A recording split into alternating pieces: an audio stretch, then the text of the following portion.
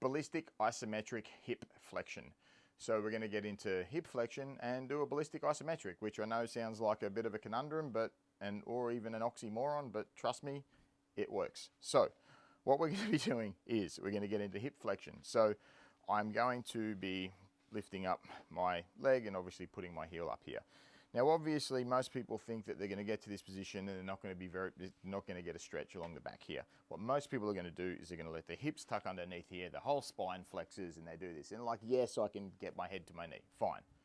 But what we're going to do is I want to get tension basically through the middle of your hamstring, the middle of the muscle belly through here.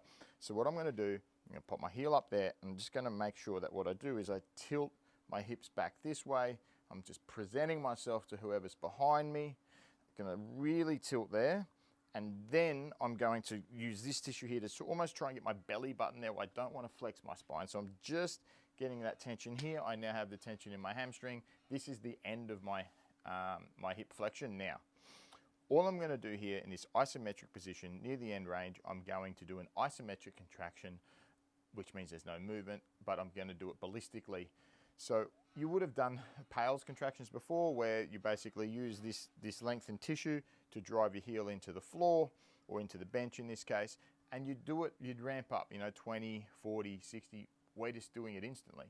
So here, I really want to brace my core, hold on to something, get here, and then down as hard as I can. I'm just going to hold this for about 3 seconds, and then relax.